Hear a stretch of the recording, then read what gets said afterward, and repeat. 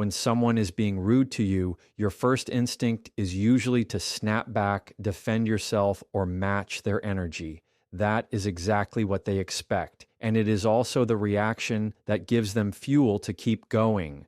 But the real power comes when you do something most people are not prepared for, and that is the pause. A pause in the middle of their disrespect does something unusual to the dynamic. It interrupts the rhythm they are trying to create, because rude people thrive on quick reactions. They want you to get emotional, to stumble over your words, or to give them the satisfaction of seeing you flustered. When you hold back and insert silence, you're taking away the very thing they need to keep their behavior alive. That pause doesn't mean you are weak or lost for words. In fact, it communicates the opposite. It shows that you are in complete control of yourself, that you are not desperate to fight for attention, and that you are confident enough to sit with the silence while they wonder what you're thinking. In most interactions, silence is uncomfortable. People rush to fill it. And when you let that pause sit heavy in the air, the discomfort shifts from you to them.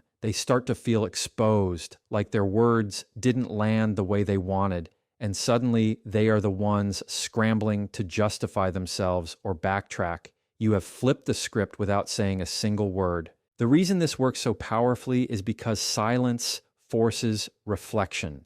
Even if the other person doesn't admit it in the moment, the quiet gap you create makes them face their own words. It gives them time to hear how harsh they sounded, to notice that no one is matching their tone, and to realize that they're standing alone in their negativity. That realization plants a seed of regret, because the contrast between their noise and your calm presence is undeniable. People don't remember every detail of what you say, but they do remember how they felt around you.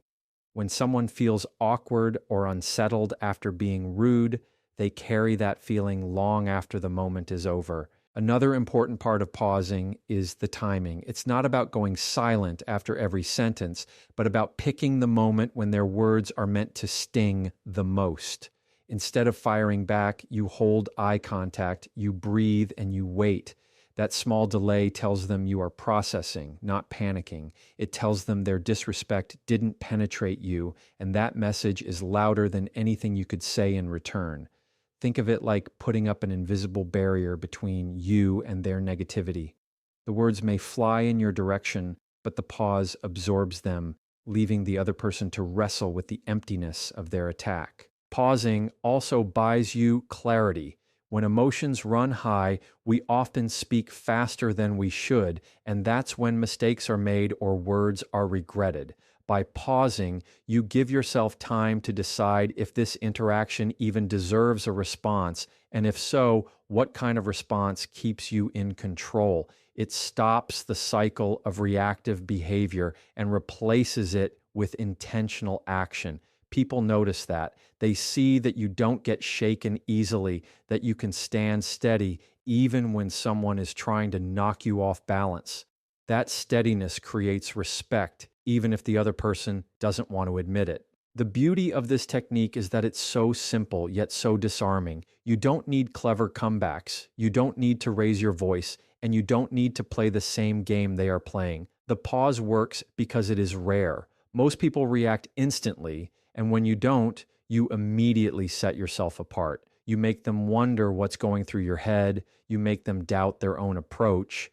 And in many cases, you make them regret crossing a line with you. That regret isn't forced with anger. It's earned through composure. And composure is always more powerful than chaos. When someone is rude to you, they often count on body language to confirm that they've gotten under your skin. They look for the frown, the tightened jaw, the way your shoulders slump, or the nervous shifting of your hands. These subtle reactions feed their sense of control because they see that their words or tone have had an effect. That's why controlling your body language becomes one of the most silent but powerful tools you have. Instead of shrinking back or showing visible irritation, you stand tall, you relax your shoulders, and you keep your movements deliberate. This projects an unspoken message that says you are unbothered and secure, even in the face of someone trying to pull you down. Eye contact is another weapon in this arena. People who are being disrespectful will often try to dominate through glare or dismissive looks, but when you meet their eyes with calm steadiness, it unsettles them. You are not staring them down with aggression, but holding a neutral, confident gaze that communicates presence. Most rude people expect either submission or a reactive burst of anger. What they don't expect is someone who can look them in the eye, remain composed, and silently communicate that they hold no power over your emotions. That simple act of controlled eye contact can be enough to make someone rethink their approach because it strips away the reaction they were searching for. Posture is equally vital. The way you hold yourself speaks before your mouth ever does. A confident posture, standing or sitting upright, feet grounded, chest open, creates a shield of authority around you. It tells the other person that you value yourself too much to be rattled. Compare that to slouched shoulders or a defensive crossing of the arms, which can signal defeat or vulnerability. When you deliberately keep your body open and composed, you're silently communicating boundaries without lifting a finger. It's not about pretending to be unaffected. It's about choosing to project strength in a way that forces the other person to reconsider their behavior. Facial expressions also play a huge role in this silent trick. The moment you roll your eyes, smirk sarcastically, or show exaggerated annoyance, you hand over your power. Instead, keeping a calm, almost neutral expression removes any emotional reward from their rudeness. You don't have to plaster on a fake smile or pretend to be amused. You simply allow your face to rest in a composed, steady way that doesn't give away irritation. That subtle control makes it clear that while they are losing composure, you are not joining them in that downward spiral. And in many cases, people begin to feel foolish when their theatrics are met with unwavering calmness. Another overlooked element is the pace of your movements. When you move too quickly, grabbing your phone, shifting your feet, fiddling with your hands, you reveal nervous energy. Slowing down every action, whether it's reaching for your glass of water, adjusting your posture, or simply taking a breath, conveys a sense of dominance over the situation. Rude people expect to throw you off balance, so when you demonstrate calm, steady control of your body, you're silently saying, "You don't get to dictate my state." That message is powerful because it doesn't require a single word, and yet it carries more weight than a dozen defensive arguments. Ultimately, controlled body language is about ownership of your space. You are showing without words that you belong exactly where you are and that no one's disrespect is enough to move you from that center of gravity. This silent demonstration of strength often leaves rude people regretting their behavior because the more they try to provoke, the more obvious it becomes that they are the only one unraveling. Instead of feeding into their energy, you create a striking contrast between their lack of control and your quiet authority. That contrast forces them to face themselves, and in that reflection, regret begins to take root. Selective non-response is one of the most underestimated forms of strength when dealing with rude people. Most individuals fall into the trap of thinking that every disrespectful remark deserves a counter, every sarcastic jab deserves a clever comeback, and every rude tone deserves an equal reaction. But the truth is, not everything requires your energy, and not everyone is worth your voice. When you choose not to respond in certain moments, you take away the oxygen that their negativity feeds on. You're not giving them the satisfaction of knowing they got through to you, and that silence speaks louder than anything you could have said back. Rude people thrive on escalation. They poke, they prod, and they wait for the reaction that validates their effort. When they don't get that, it creates a void they weren't prepared for. Imagine someone throwing a ball at you and it just drops to the ground instead of being thrown back. That's what selective non-response feels like to the one being rude. Their words fall flat, their attempt at control fails, and the weight of that failed attempt sits with them. It begins to dawn on them that not only did they waste their energy, but they also revealed their character without you even lifting a finger to acknowledge it. The power of selective non-response is not about avoidance or pretending the rudeness didn't happen. It's about discernment. You are carefully choosing which battles deserve your attention and which do not. By refusing to engage with every negative remark, you're setting a boundary that says your peace of mind is more valuable than their attempt at disruption. It takes more courage to hold back your tongue than it does to lash out, because holding back requires self-control. That restraint, when practiced in the right moments, demonstrates a level of emotional intelligence that most rude people can't match. There's also an element of strategy in knowing when silence works best. Sometimes a rude comment is designed to test your limits or lure you into a defensive position. By staying quiet and letting the moment pass, you flip the pressure back onto them. Suddenly, they're the ones left wondering if they went too far, if they exposed themselves unnecessarily, or if they simply looked childish.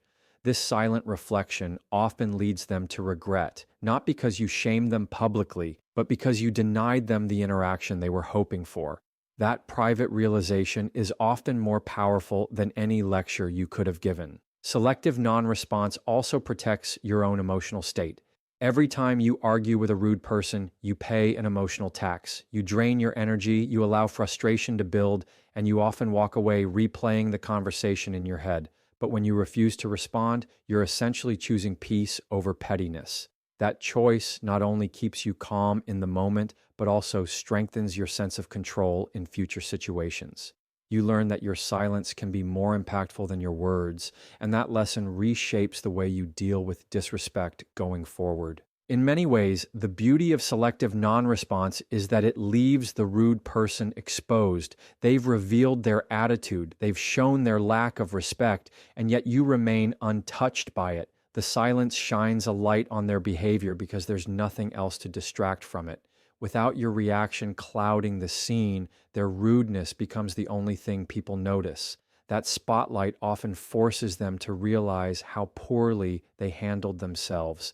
And that realization brings regret. By choosing not to react, you allow their own words to betray them while you keep your dignity intact. The art of minimal acknowledgement is a subtle but incredibly effective way to deal with rudeness without giving away your power. Rude people often speak with the intention of drawing out an emotional reaction, and when they don't get it, they push harder, hoping to break through your calm. By using minimal acknowledgement, you respond just enough to show you heard them, but not enough to give their disrespect the attention it craves. A simple nod, a calm "okay," or even a steady look communicates that you're present, but you're not interested in dancing to the tune they're playing. That stripped-down response makes their effort feel wasted, and that sense of futility is what leads them to regret their behavior. Minimal acknowledgement also shifts the control of the conversation.